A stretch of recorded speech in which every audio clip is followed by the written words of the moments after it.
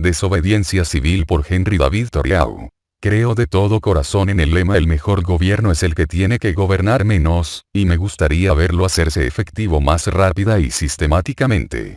Bien llevado, finalmente resulta en algo en lo que también creo. El mejor gobierno es el que no tiene que gobernar en absoluto. Y cuando los pueblos estén preparados para ello, ese será el tipo de gobierno que tengan. En el mejor de los casos, el gobierno no es más que una conveniencia, pero en su mayoría los gobiernos son inconvenientes y todos han resultado serlo en algún momento. Las objeciones que se han hecho a la existencia de un ejército permanente, que son varias y de peso, y que merecen mantenerse, pueden también por fin esgrimirse en contra del gobierno. El ejército permanente es solo el brazo del gobierno establecido.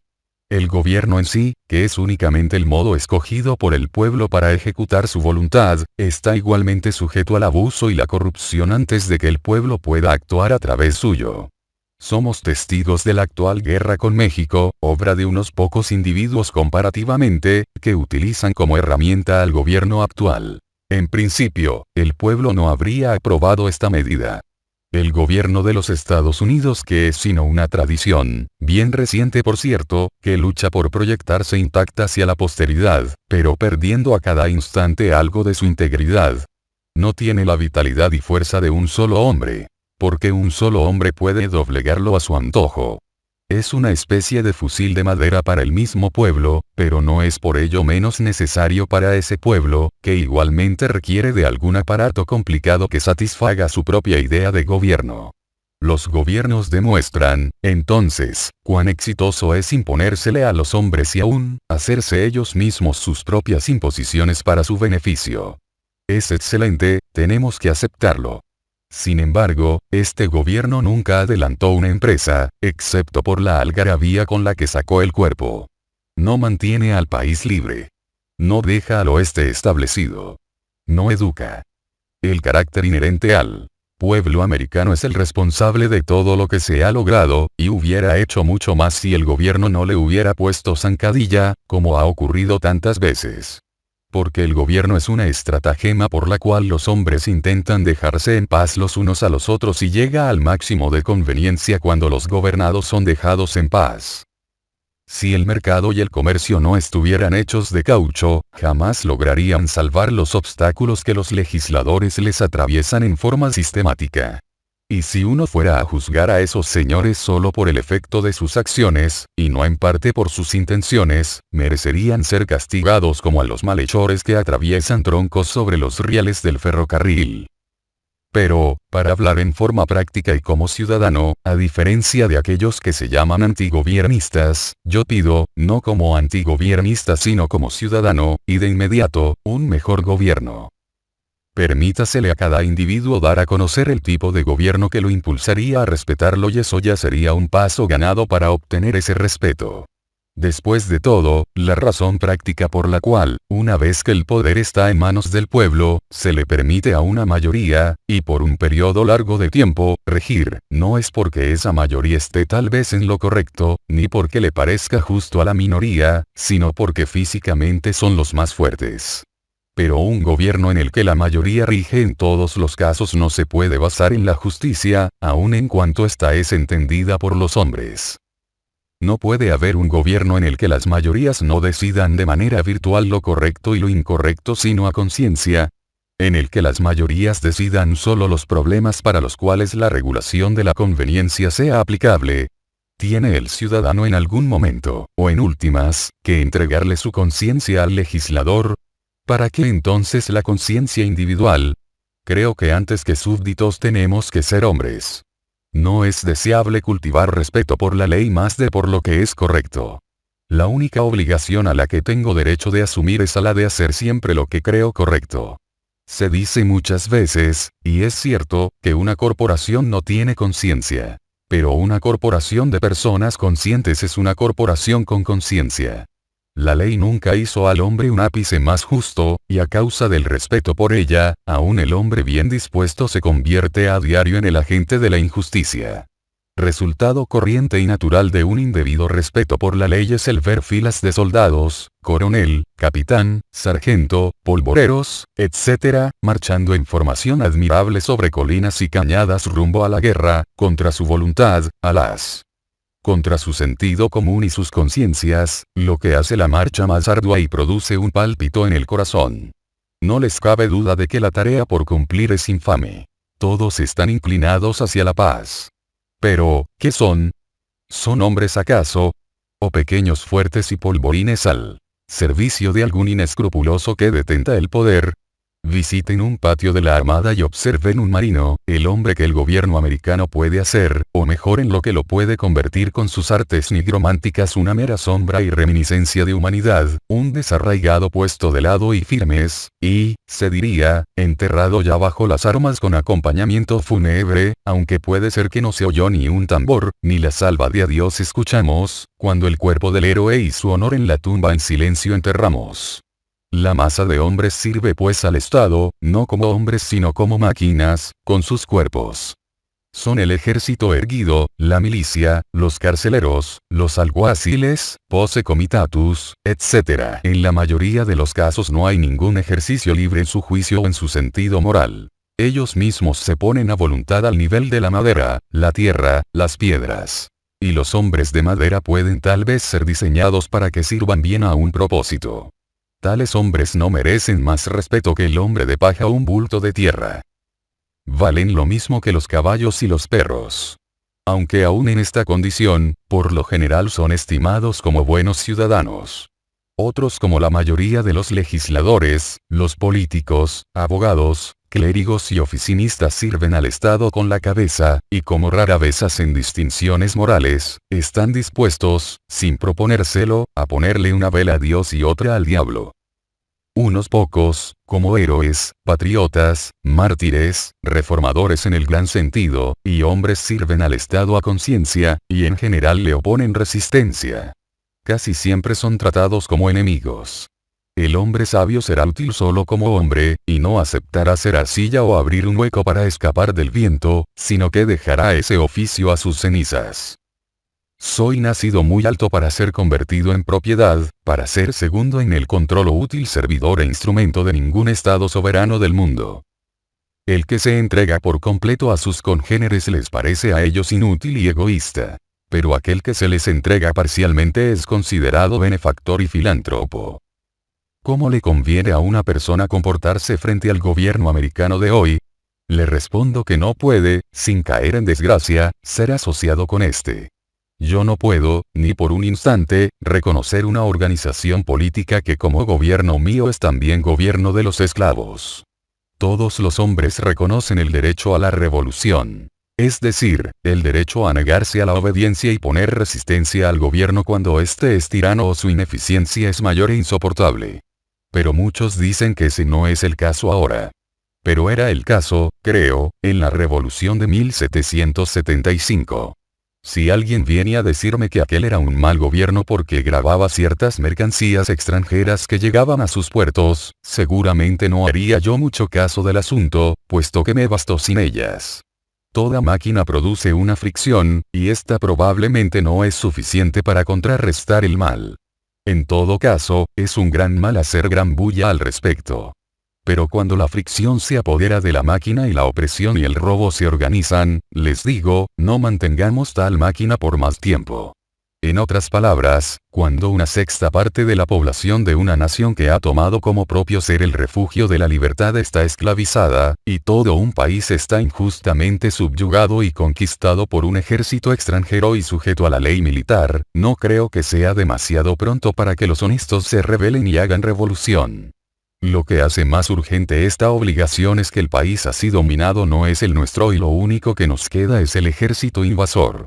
Paley, conocida autoridad con muchos otros en asuntos morales, en su capítulo sobre obligación a la obediencia al gobierno civil, resuelve toda obligación moral a la conveniencia y continúa diciendo que en cuanto el interés de toda la sociedad lo requiera, es decir, en cuanto al gobierno establecido no se pueda oponer resistencia o cambiar sin inconveniencia pública, es la voluntad de Dios, que el gobierno establecido sea obedecido, y no más. Al admitir este principio, la justicia de cada caso específico de resistencia se reduce al cómputo de la cantidad de peligro y afrenta, por un lado, y a la probabilidad y costo de remediarlo, por el otro. De esto, dice, cada persona juzgará por sí misma. Pero parece que Paley nunca contempló aquellos casos en los que la ley de conveniencia no es aplicable, en los que un pueblo, tanto como un individuo, debe ejercer justicia, cueste lo que cueste. Sí. Injustamente le he arrebatado una tabla a un hombre que se está ahogando, debo devolvérsela aunque yo me ahogue. Esto, según Paley, no sería conveniente. Pero aquel que salve su vida en tal forma, la perderá. Este pueblo tiene que dejar de tener esclavos y de hacerle la guerra a México, aunque le cueste su propia existencia como pueblo. En sus prácticas, las naciones están de acuerdo con Paley, pero ¿cree alguien que Massachusetts está haciendo lo correcto en la crisis actual? Una puta por estado, recamado de plata, que le lleven la cola, pero que deja la huella de su alma en la mugre. En la práctica, quienes se oponen a una reforma en Massachusetts no son 100 políticos del sur, sino 100.000 comerciantes y granjeros del norte, quienes están más interesados en el comercio y la agricultura que en la humanidad, y no están preparados para hacer justicia a los esclavos y a México, cueste lo que cueste. Yo no lucho con adversarios lejanos, sino en contra de quienes, aquí mismo en casa, cooperan y licitan por los que están lejos, y sin los cuales estos últimos serían inofensivos. Estamos acostumbrados a decir que las masas no están preparadas. Pero las mejoras son lentas, porque los pocos no son ni materialmente más sabios ni mejores que los muchos. No es tan importante que muchos sean tan buenos como usted, como que haya alguna bondad absoluta en alguna parte, porque ella será la levadura para todo el conjunto. Hay miles de personas que se oponen a la esclavitud y la guerra, pero sin embargo no hacen nada para terminarlas. Hay quienes, considerándose hijos de Washington y Franklin, se sientan con las manos en los bolsillos, y dicen que no saben qué hacer, y no hacen nada. Hay quienes, anteponen el asunto del libre comercio al de la libertad y leen muy calmados las cotizaciones junto con los últimos informes sobre México, después de la cena, y hasta se quedan dormidos sobre ellos. ¿Cuál es la cotización para un hombre honesto y patriota hoy? Ellos se lo preguntan, tienen remordimientos y hasta redactan un memorial, pero no hacen nada con convicción y efecto. Esperan, muy bien dispuestos, a que otros le pongan remedio al mal, para que ya no les remuerda. Cuando mucho, depositan un voto barato, con un débil patrocinio y deseo de feliz viaje a lo correcto, en cuanto a ellos respecta. Hay 999 patronos de la virtud por un hombre virtuoso. Pero es más fácil negociar con el dueño real de alguna cosa que con su guardián temporal. Toda votación es un tipo de juego como las damas o el vagamón, con un ligero tinte moral, un jueguito entre lo correcto y lo incorrecto con preguntas morales, acompañado, naturalmente, de apuestas. El carácter de los votantes no entra en juego. Deposito mi voto, por si acaso, pues lo creo correcto, pero no estoy comprometido en forma vital con que esa corrección prevalezca. Se lo dejo a la mayoría.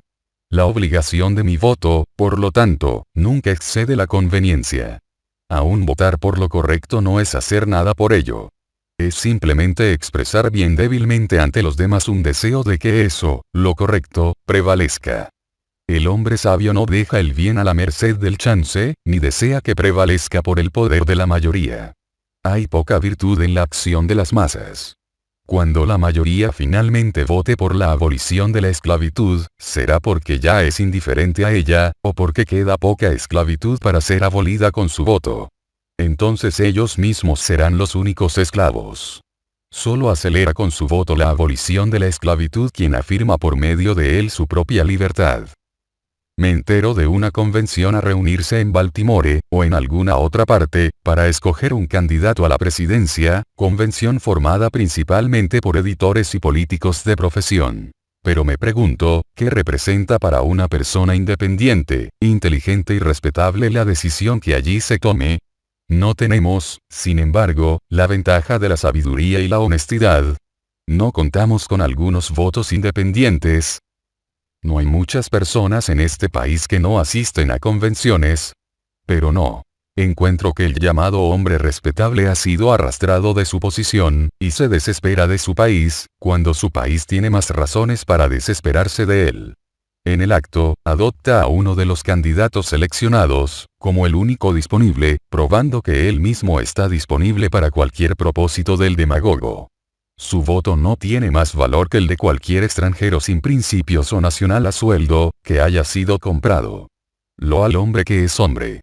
O, como dice un vecino, es hueso difícil de roer. Nuestras estadísticas están erradas. La población es presentada exageradamente grande. ¿Cuántos habitantes hay por milla cuadrada en este país? Escasamente 1. ¿Es que los Estados Unidos no ofrecen aliciente para que las gentes se establezcan aquí?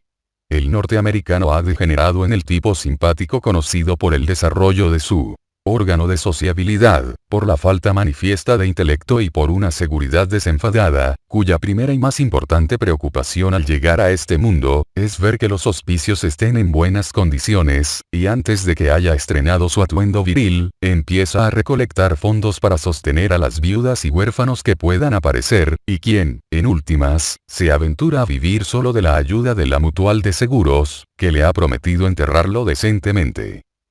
De hecho, no es obligación de un individuo dedicarse a la erradicación del mal, aún del más enorme. Bien puede tener otras inquietudes que lo ocupen. Pero es su obligación al menos lavarse las manos de ese mal, y si no le dedica mayor pensamiento, tampoco debe darle su apoyo en la práctica. Si yo me dedico a otras empresas y contemplaciones, debo ante todo ver que no las emprenda montado sobre los hombros de otro. Debo desmontarme primero para que él pueda adelantar sus contemplaciones también. Vean qué gran inconsistencia se tolera. Les he oído decir a algunos de mis paisanos: me gustaría que me ordenaran ir a ayudar a extinguir una insurrección de esclavos o a marchar a México, ya vería si voy. Y, sin embargo, cada uno de ellos ha contribuido, directamente con su obediencia, e indirectamente con su dinero, suministrando un sustituto. El soldado que rehúsa servir en una guerra injusta es aplaudido por aquellos que no rehúsan sostener al gobierno injusto que hace la guerra. Es aplaudido por aquellos cuyos actos y autoridades ese gobierno no tiene en cuenta ni valora en nada. Como si el Estado estuviera tan arrepentido que contratara a uno para que lo azotara mientras peca, pero no para dejar de pecar. Así, bajo el rótulo del orden y gobierno civil se nos hace a todos rendir homenaje y sostener nuestra propia maldad. Después del primer sonrojo de pecado se pasa a la indiferencia y de lo inmoral se llega a lo amoral, lo que resulta necesario para esa vida que nos hemos forjado. El error más amplio y permanente necesita de la más desinteresada virtud para sostenerse. Los nobles son quienes más comúnmente incurren en el ligero reproche que se le hace a la virtud del patriotismo. Aquellos, quienes a la vez que desaprueban el carácter y las medidas de un gobierno, le entregan su respaldo, son sin duda sus más conscientes soportes y con frecuencia el obstáculo más serio a la reforma. Algunos le están pidiendo al Estado disolver la Unión para desconocer las solicitudes del presidente. ¿Por qué no la disuelven ellos mismos la unión entre ellos y el Estado y se niegan a pagar su cuota al Tesoro? ¿No están ellos en la misma relación con el Estado que éste con la Unión? ¿Y no son las mismas razones que han impedido al Estado oponerse a la Unión las que les impiden a ellos oponerse al Estado? ¿Cómo puede una persona estar satisfecha con solo mantener una opinión y al mismo tiempo disfrutarlo? ¿Hay alguna satisfacción en ello, si su opinión es la de que está siendo agraviado? Si a usted lo engañan así sea en un solo dólar, usted no queda satisfecho con saber que lo engañaron, con decirlo, ni aún con pedir que se le restituya lo que le pertenece, sino que usted se empeña de manera efectiva en recuperar la suma completa y en ver que no se le vuelva a engañar jamás. La acción por principio, la percepción y el desarrollo de lo correcto, cambian las cosas y las relaciones. Es algo esencialmente revolucionario y no concuerda con nada de lo que fue. No solo dividió estados e iglesias, divide a las familias. ¡Ay! Divide al individuo, separando en él lo diabólico de lo divino. Existen leyes injustas. Debemos estar contentos de cumplirlas, trabajar para enmendarlas, y obedecerlas hasta cuando lo hayamos logrado, o debemos incumplirlas desde el principio. Las personas, bajo un gobierno como el actual, creen por lo general que deben esperar hasta haber convencido a la mayoría para cambiarlas. Creen que si oponen resistencia, el remedio sería peor que la enfermedad. Pero es culpa del gobierno que el remedio sea peor que la enfermedad. Es él quien lo hace peor. ¿Por qué no está más apto para prever y hacer una reforma? ¿Por qué no valora a su minoría sabia? ¿Por qué grita y se resiste antes de ser herido? ¿Por qué no estimula a sus ciudadanos a que analicen sus faltas y lo hagan mejor de lo que él lo haría con ellos? ¿Por qué siempre crucifica a Cristo, excomulga a Copérnico y a Lutero y declara rebeldes a Washington y a Franklin? Uno pensaría que una negación deliberada y práctica de su autoridad fue la única ofensa jamás contemplada por su gobierno, o si no, ¿por qué no ha asignado un castigo definitivo, proporcionado y apropiado? Si un hombre que no tiene propiedad se niega solo una vez a rentar 9 chelines al Estado, es puesto en prisión por un término ilimitado por ley que yo conozca, y confinado a la discreción de aquellos que lo pusieron allí. Pero si le roba 90 veces 9 chelines al Estado, es pronto puesto de nuevo en libertad. Si la injusticia es parte de la fricción necesaria de la máquina del gobierno, vaya y venga, tal vez la fricción se suavice, ciertamente la máquina se desgasta. Si la injusticia tiene un resorte, una polea, un cable, una manivela exclusivamente para sí, quizá usted pueda considerar si el remedio no es peor que la enfermedad. Pero si es de tal naturaleza que le exige a usted ser el agente de injusticia para otro, entonces yo le digo, incumpla la ley. Deje que su vida sea la contrafricción que pare la máquina. Lo que tengo que hacer es ver, de cualquier forma, que yo no me presto al mal que condeno. En cuanto a adoptar las maneras que el Estado ha entregado para remediar el mal, yo no sé nada de tales maneras. Toman mucho tiempo, y la vida se habrá acabado. Para entonces. Tengo otras cosas que hacer. Yo vine a este mundo no propiamente a convertirlo en un buen sitio para vivir, sino a vivir en él, ya sea bueno o malo.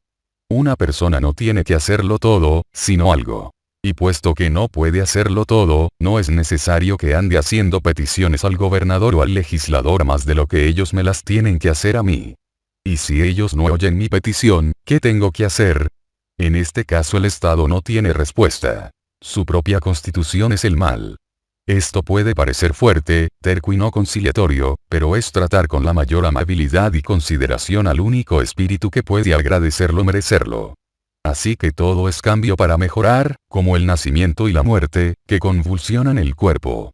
No dudo en afirmar que aquellos que se llaman abolicionistas deberían retirar inmediatamente su apoyo personal y económico al gobierno de Massachusetts, y no esperar a constituir una mayoría de uno que les otorgue el derecho de prevalecer. Creo que es suficiente con tener a Dios de su lado, sin esperar a ese otro uno. Más aún, cualquier hombre más correcto que sus vecinos constituye de por sí una mayoría de uno. Yo me entrevisto con el gobierno americano, o su representante, el gobierno del estado, directamente, cara a cara, una vez al año nada más en la persona de su recaudador de impuestos. Esta es la única forma en la que una persona de mi posición puede encontrarse con ese estado.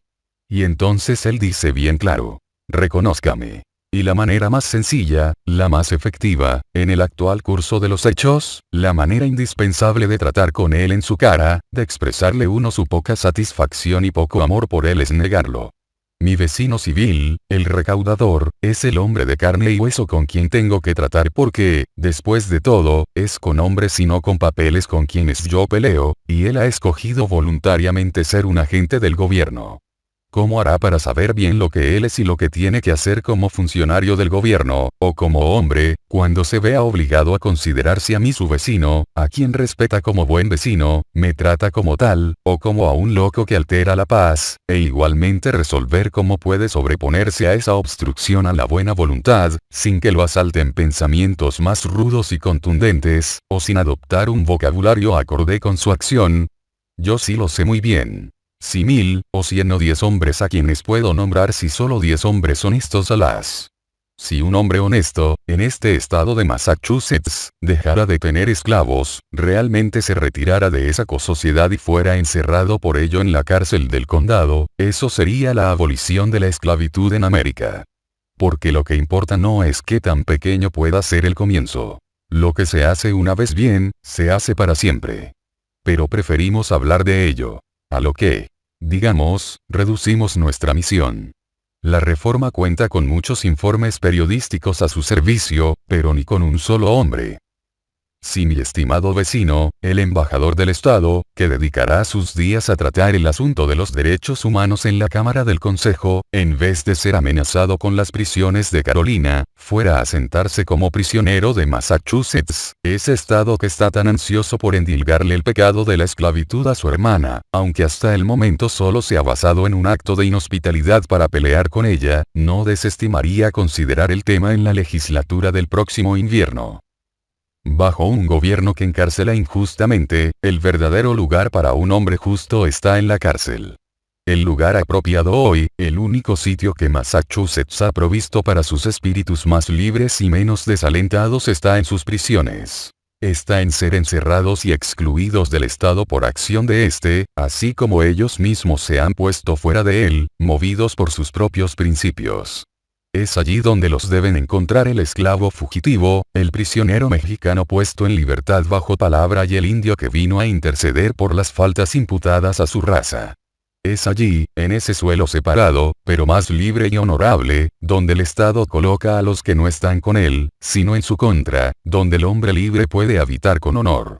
Si alguien piensa que su influjo se pierde allí, y que su voz ya no llega al oído del Estado, que él mismo no es visto como el enemigo dentro de sus muros, no sabe qué tanto la verdad es más fuerte que el error, ni qué tanto puede elocuente y efectivamente combatir la injusticia quien la ha experimentado en su propia persona. Deposite su voto completo, no solo una tira de papel, sino todo su influjo. Una minoría es impotente, ni siquiera es una minoría, mientras se amolde a las mayorías. Pero se vuelve insostenible cuando obstaculiza con todo su peso. Si la alternativa es mantener a todos los justos presos o renunciar a la esclavitud y la guerra, el Estado no dudará en escoger. Si 1000 ciudadanos no pagaran sus impuestos este año, esa no sería una medida violenta y sangrienta, como si lo sería pagarlos, habilitando al Estado para que ejerza violencia y derrame sangre inocente. Esta es, de hecho, la definición de una revolución pacífica, si es que tal revolución es posible. Si el recaudador, o cualquier otro funcionario como ya ha sucedido, me pregunta, ¿y entonces qué hago? Mi respuesta es, si usted de verdad quiere hacer algo, renuncie al puesto. Cuando el súbdito se ha negado a someterse y el funcionario renuncia a su cargo, la revolución se ha logrado. ¿Y no hay también derramamiento de sangre cuando se hiere la conciencia? Por esta sangre brotan la hombría y la inmortalidad de un ser humano y esa sangre fluye hacia una muerte eterna. Veo esa sangre fluyendo ahora. Hasta ahora, he considerado el encarcelamiento del transgresor más que la confiscación de sus bienes, aunque ambos sirven el mismo propósito porque aquellos que se sostienen en la corrección más pura, y en consecuencia son más peligrosos para el Estado corrupto, generalmente no han dedicado mucho tiempo a acumular propiedades. A ellos, el Estado comparativamente les presta poco servicio, y un pequeño impuesto es costumbre que parezca exorbitante, particularmente si se les obliga a pagarlo con trabajo de sus propias manos. Si hubiese alguien que viviera completamente sin el uso del dinero, el Estado mismo dudaría en exigírselo. Pero el rico, sin hacer comparaciones odiosas, está siempre vendido a la institución que lo hace rico.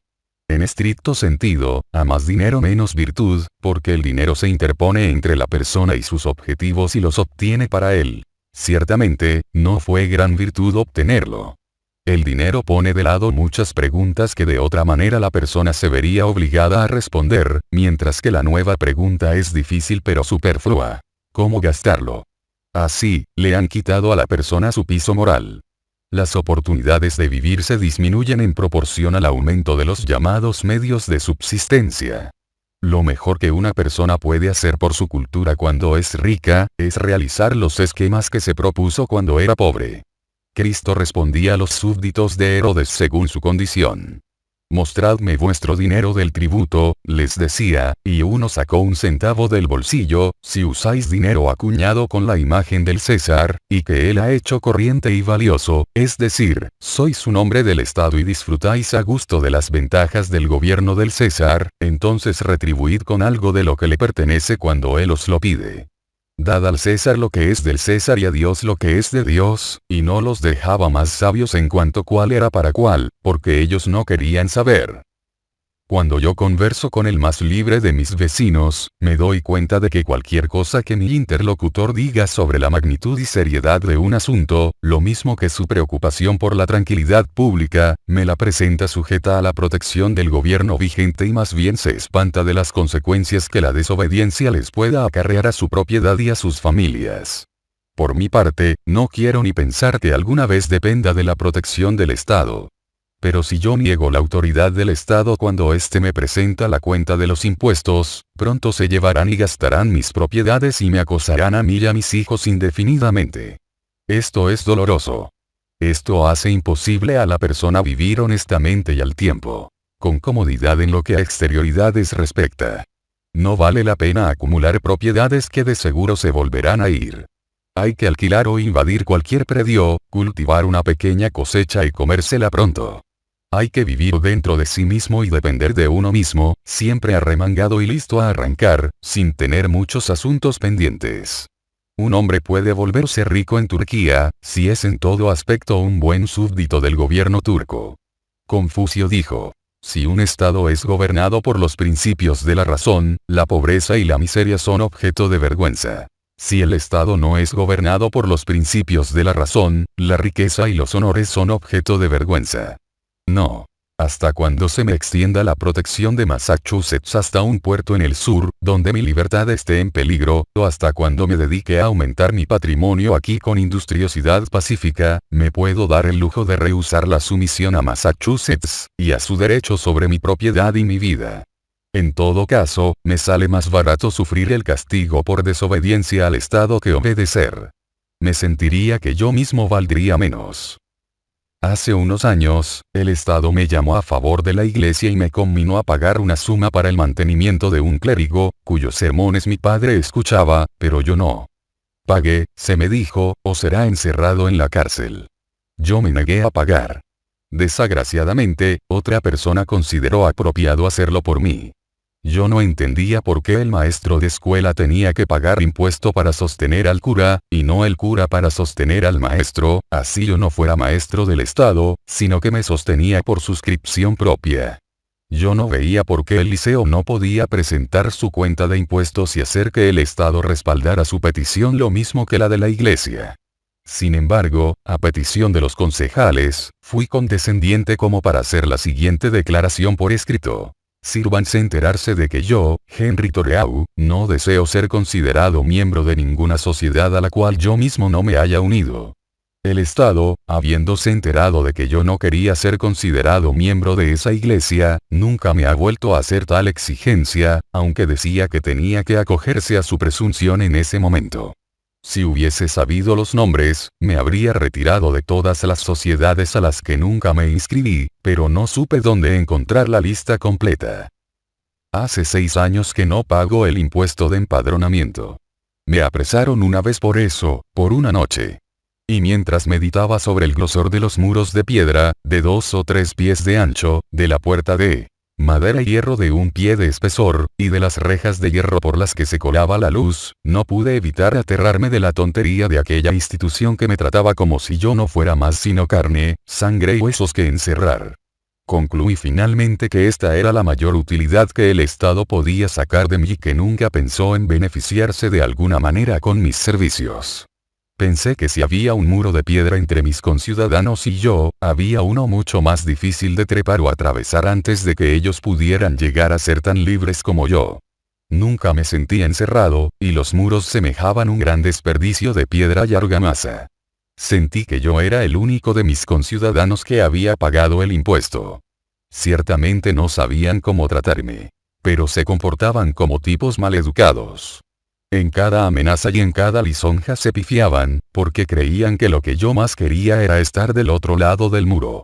Yo no podía sino sonreír de ver con qué laboriosidad cerraban la puerta a mis meditaciones, lo que los dejaba de nuevo sin oposición ni obstáculo, y esas meditaciones eran realmente lo único peligroso que allí había.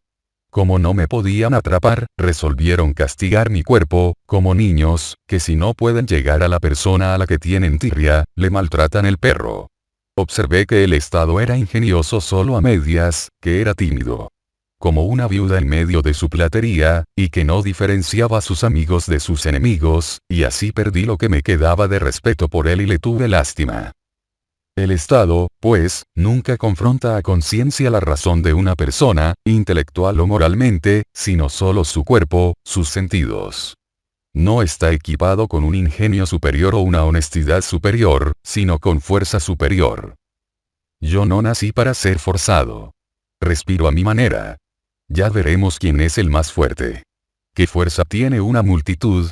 Solo me pueden forzar los que obedecen una ley más alta que yo. Quieren forzarme a que me vuelva como ellos. No escucho a quienes han sido forzados por las masas a vivir así o asá. ¿Qué vida es esa? Cuando un gobierno me dice, la bolsa o la vida, ¿por qué tengo que correr a darle mi plata? Pueden estar en apuros y no saber qué hacer. Lo siento mucho. Ellos verán qué hacen. Que hagan como yo. No vale la pena lloriquear por eso. Yo no soy responsable de que la maquinaria de la sociedad funcione. No soy hijo del ingeniero. Solo veo que cuando una bellota y una castaña caen juntas, la una no se queda inerte para hacerle campo a la otra, ambas obedecen sus propias leyes y germinan y crecen y florecen lo mejor que pueden, hasta que una, quizás, eclipsa y destruye a la otra. Si una planta no puede vivir de acuerdo a la naturaleza, se muere. Lo mismo el hombre. La noche en la prisión fue novedosa e interesante. Cuando entré, los prisioneros, en mangas de camisa, gozaban de una charla y del aire de la noche. Pero el carcelero dijo: «Vamos muchachos, es hora de encerrarlos». Entonces se dispersaron, y oí el ruido de sus pasos de regreso a la vacuidad de sus compartimentos. El carcelero me presentó a mi compañero como un tipo de primera y un hombre inteligente. Cuando cerraron la puerta, me indicó dónde colgar mi sombrero y me contó cómo arreglaba sus asuntos allí. Los cuartos eran blanqueados una vez al mes, y este, al menos, era el más blanco. El amoblado de forma muy sencilla y seguramente el más pulcro del pueblo. Naturalmente quería saber de dónde venía yo, qué me había traído. Cuando le hube contado, yo también le pregunté por qué estaba allí, bajo la presunción de que era un hombre honesto, y claro que lo era. Bien, dijo, me acusan de quemar un granero, pero nunca lo hice. Por lo que pude descubrir, él probablemente se había acostado borracho, fumando pipa, y el granero se incendió. Gozaba de la reputación de ser inteligente. Había estado allí cerca de 3 meses esperando el juicio, y tendría que esperar otro tanto, pero estaba domesticado y contento, puesto que recibía alimentación gratis y se consideraba bien tratado. Él miraba por una ventana y yo por la otra. Observé que si uno se quedaba allí por largo tiempo su actividad central se reducía a mirar por la ventana. Pronto leí todas las huellas que allí quedaban y examiné por dónde se habían escapado los antiguos prisioneros, donde habían cegueteado una reja y oí la historia de varios inquilinos de aquella celda. Descubrí que aún allí había historias y habladurías que nunca circulaban más allá de los muros de la prisión. Seguramente esta es la única casa del pueblo donde se escriben versos, que luego se imprimen en hojas que no se publican. Pude ver una larga lista de jóvenes que habían intentado escapar, quienes se vengaron cantando sus versos. Yo le sonsaqué a mi compañero todo lo que pude, movido por el temor de no volver a verlo. Luego me indicó cuál era mi cama y me dejó apagar la vela. Tendido allí por una noche fue como viajar a un país remoto que nunca había esperado visitar. Me pareció que no había escuchado antes el llamado de las campanas del reloj del pueblo ni el sonido nocturno de la aldea, puesto que dormíamos con las ventanas abiertas, que daban a la parte interna de las rejas. Fue ver mi pueblo natal a la luz del medioevo y nuestro Concord convertido en un Rin, que pasaba con sus caballos y castillos. Oí las voces de antiguos burgueses por las calles. Fui el espectador y oyente involuntario de todo lo dicho y hecho en la posada vecina. Una nueva y extraña experiencia. Fue una visión más cercana de mi pueblo. Me metí dentro. Nunca antes había visto sus instituciones. Esta es una de sus instituciones características porque este es un condado. Empecé a comprender lo que son sus habitantes. Por la mañana, nos pasaron el desayuno por un hueco de la puerta por donde cabían jarros de lata y una cuchara metálica.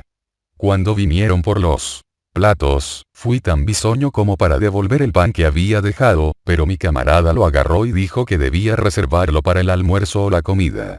Pronto lo dejaron salir a segar heno en un campo vecino, a donde iba todos los días sin regresar hasta el mediodía. Así que me dijo adiós y que dudaba de que me volviera a ver. Cuando salí de prisión porque alguien se atravesó y pagó el impuesto, no percibí que hubiera habido grandes cambios en el exterior, como los que encuentra el que entra joven y sale viejo. Y sin embargo, un cambio se presentó ante mis ojos. El pueblo, el estado, el país eran más grandes de lo que el mero tiempo podía afectarlos. Vi más claro el estado en el que vivía. Vi hasta qué punto se podía tener como buenos amigos y vecinos a las personas entre quienes había vivido. Su amistad era ante todo para los buenos tiempos. Vi que básicamente no se proponían hacer el bien, que eran de otra raza distinta a la mía por sus prejuicios y supersticiones. Como los chinos y los malayos, que en sus sacrificios por la humanidad no se arriesgan ni siquiera en sus propiedades. Vi que, después de todo, no eran tan nobles, sino que trataban al ladrón como éste los había tratado, y confiaban que por cierto cumplimiento externo y algunas oraciones, y por seguir una senda particularmente derecha e inútil salvarían sus almas. Puede que esto sea juzgarlos un tanto duro, pero muchos de ellos ni siquiera son conscientes de que en su pueblo exista una institución como la cárcel. Una antigua costumbre del pueblo, cuando el deudor pobre salía de la cárcel, era ir a saludarlo, mirándolo por entre los dedos, que representaban los barrotes de la cárcel. ¿Cómo le va? Mis vecinos no me dieron ese saludo. Solo me miraban y luego se miraban, como si yo hubiera vuelto de un largo viaje. A mí me tomaron prisionero mientras iba donde el zapatero a recoger un zapato remontado. Cuando me soltaron por la mañana procedí a terminar el mandado y después de ponerme el zapato me uní a un grupo de recogedores de arándano, que se mostraron impacientes por ponerse bajo mi conducción. El caballo pronto fue bien cargado y en media hora estuvimos en medio de un campo de arándanos en lo alto de una colina, a 2 millas de distancia, y el estado ya no se veía por ninguna parte. Esta es la historia completa de mis prisiones. Nunca me he negado a pagar el impuesto de rodamiento, porque quiero ser tan buen vecino como mal súbdito, y en cuanto a subvencionar escuelas, aquí estoy dando mi contribución para educar a mis compatriotas. No es por un punto en especial de la cuenta de impuestos que me niego a pagarla. Simplemente deseo rehusar la sumisión al Estado, retirarme y permanecer retirado de manera efectiva. No me interesa seguirle la pista a mi dólar, si puedo, hasta que ese dólar le compre un rifle a un hombre para que le dispare a otro. El dólar es inocente, pero sí me interesa seguirle la pista a los efectos de mi sumisión. De hecho, le declaro la guerra al Estado, a mi manera, aunque lo utilice y me aproveche de él en cuanto pueda, como es usual en tales casos. Si otros, por simpatía con el Estado, pagan el impuesto que a mí me piden, hacen lo mismo que cuando pagaron el suyo, es decir, apoyan la injusticia más de lo que el Estado les exige. Si pagan el impuesto por una solidaridad equivocada con la persona a la que se le ha cobrado, para salvarle sus propiedades o evitarle que termine en la cárcel, es porque no han medido con inteligencia hasta dónde dejan interferir sus sentimientos personales con el bien público. Esta es mi posición en el momento. Pero uno no puede estar demasiado a la defensiva en este caso, no sea que sus acciones se parcialicen por la obstinación o la demasiada preocupación por la opinión de los demás. Hay que dejar a cada quien hacer solo lo que le pertenece a él y a su momento. A veces me digo, bueno, esta gente es bien intencionada, solo son ignorantes, obrarían mejor si supieran cómo. ¿Por qué poner a los vecinos en la dificultad de tratarlo a uno en una forma en que no están inclinados a hacerlo? Pero recapacito. Esa no es razón para que yo actúe como ellos o permita que otros sufran un dolor mayor y diferente. Y luego, vuelvo y me digo, cuando millones de hombres, sin agresividad, sin mala intención, sin sentimientos personales de ningún tipo, piden solo unas monedas, sin la posibilidad, tal es su manera de ser, de retractarse o alterar su exigencia, y sin la posibilidad, por parte de quien recibe la petición, de apelar a otros millones de personas, ¿por qué exponerse a esta fuerza bruta sobrecogedora? No nos oponemos al frío y al hambre, a los vientos y a las olas con tanta obstinación. Nos entregamos sumisos a 1000 necesidades similares. Usted no pone las manos al fuego. pero también en la medida en que yo no veo esto como una fuerza bruta total sino como una fuerza humana en parte, y considero que yo tengo que ver con esos millones como lo tengo con millones de hombres, y no como brutos o cosas inanimadas, veo que esa apelación es posible, en primer lugar y de forma instantánea, de ellos a su creador y, en segundo lugar, de ellos a sí mismos. Pero si deliberadamente pongo las manos al fuego, no hay apelación al fuego, ni al creador del fuego, y solo yo tengo que culparme por ello.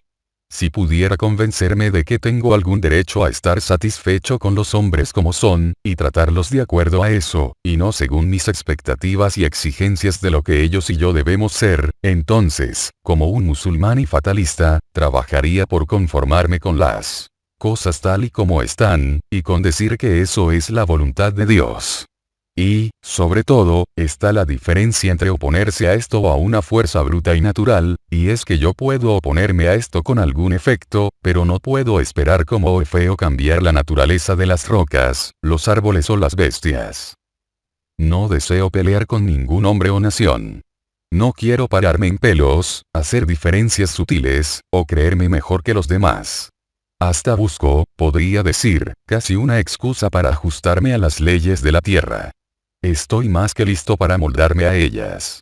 Ciertamente tengo razones para catalogarme de este modo. Y cada año, cuando el recaudador llega, estoy dispuesto a revisar las actas y la posición de los gobiernos nacional y federal, y el espíritu de la gente para aceptar el conformismo.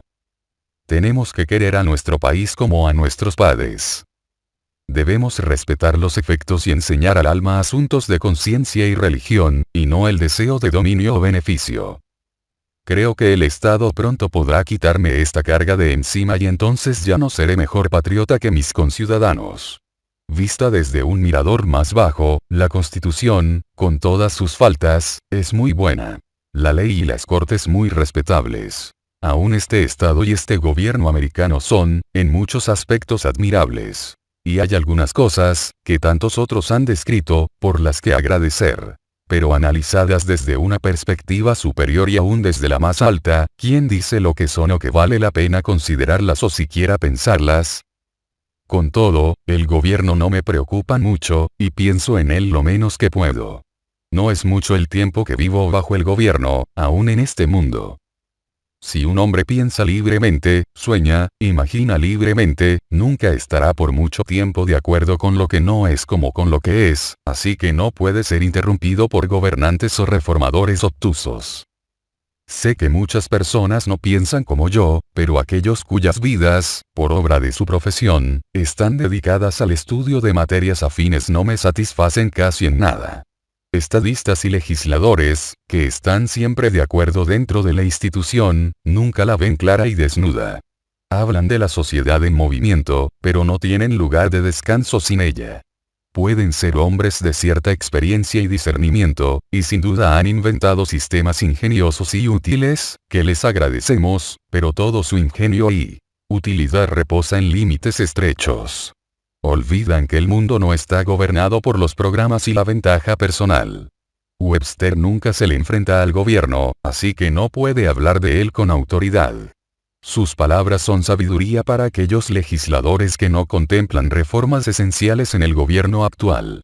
Pero para los pensadores y para aquellos que legislan para todo tiempo, Webster no acierta una.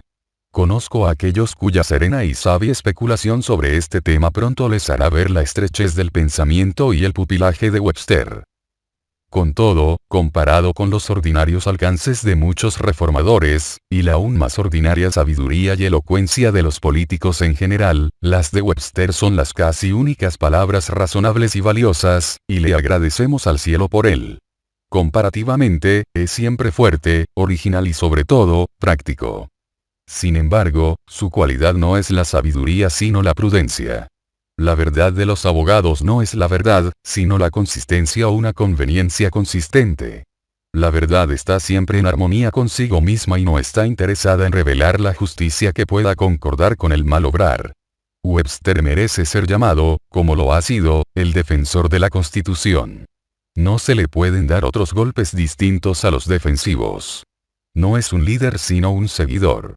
Sus líderes son los hombres de 1787. Yo nunca he hecho un esfuerzo, dice, y nunca propongo hacer un esfuerzo, nunca he apoyado un esfuerzo y no tengo intención de apoyarlo para interferir el acuerdo inicial por el cual los diversos estados formaron la Unión, y respecto de la aprobación que la Constitución otorgó a la esclavitud. Puesto que era parte del paquete inicial, déjenla ahí.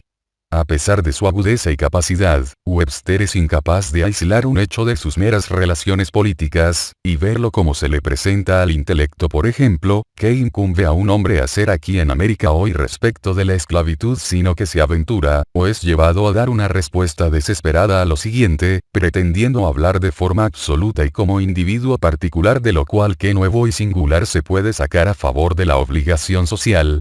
La forma, dice, como los gobiernos de los estados donde existe la esclavitud la regulen, está a su propia consideración, bajo la responsabilidad de sus constituyentes, según las leyes generales de la propiedad, humanidad y justicia y según Dios. Las asociaciones formadas en otra parte, salidas de sentimientos humanitarios, o por cualquier otra causa, no tienen nada que ver con ello. Nunca han recibido motivación de parte mía, y nunca la tendrán, estos apartes han sido insertados, puesto que la conferencia fue leída. HDT. Aquellos que no conocen una fuente más pura de verdad, que no han buscado el manantial más arriba, se apoyan, y lo hacen sabiamente, en la Biblia y en la Constitución, y beben de ellas con reverencia y humanidad. Pero aquellos que observan de dónde esa verdad vierte gota a gota a este lago o aquel estanque se amarran los calzones y siguen su peregrinaje hacia el nacedero. No ha aparecido en América el genio legislador. Son raros en la historia del mundo. Hay oradores, políticos, y hombres elocuentes por miles. Pero aún no ha abierto la boca el que tiene que formular las preguntas más molestas. Nos gusta la elocuencia en sí misma y no por la verdad que contenga o por cualquier acto heroico que inspire. Nuestros legisladores no han aprendido todavía el valor comparativo del libre cambio y la libertad, la unión y la rectitud hacia la nación. No tienen genio ni talento para hacerse preguntas humildes sobre impuestos y finanzas, comercio, manufactura y agricultura. Si se nos dejara solo a la ingeniosa oratoria de nuestros legisladores del Congreso para guiarnos, sin la corrección de la experiencia niveladora y las quejas efectivas del pueblo, América no podría mantener su rango entre las naciones. 1800 años, aunque quizás yo no tenga derecho a decirlo, lleva escrito el Nuevo Testamento. Y sin embargo, ¿dónde está el legislador que tiene la sabiduría y el talento práctico para valerse de la luz que aquel irradia sobre la ciencia de la legislación? La autoridad del gobierno porque yo gustosamente obedeceré a aquellos que pueden actuar mejor que yo, y en muchas cosas hasta a aquellos que ni saben ni pueden actuar también es una autoridad impura. Porque para ser estrictamente justa tiene que ser aprobada por el gobernado. No puede tener derecho absoluto sobre mi persona y propiedad sino en cuanto yo se lo conceda. El paso de la monarquía absoluta a una limitada, de la monarquía limitada a la democracia, es el progreso hacia el verdadero respeto al individuo. Hasta el filósofo chino fue lo suficientemente sabio para ver en el individuo la base del imperio. ¿Es la democracia que conocemos la última mejora posible de gobierno? No es posible adelantar un paso en el reconocimiento y la organización de los derechos del hombre. Jamás existirá un Estado realmente libre e iluminado hasta cuando ese Estado reconozca al individuo como un poder más alto e independiente, del cual se deriva su propio poder y autoridad y lo trate de acuerdo a ello. Me complace imaginar un Estado que finalmente pueda darse el lujo de ser justo con todos, y que trate al individuo con respeto. Más aún, que no llegue a pensar que es inconsistente con su propia tranquilidad si unos cuantos viven separados de él, no mezclándose con él, sin abrazarlo, pero cumpliendo con su obligación de vecinos y compañeros. Un Estado que produjera este fruto y lo entregase tan pronto estuviese maduro abriría el camino para otro Estado, aún más perfecto y glorioso, que yo he soñado también, pero que aún no he visto por ninguna parte.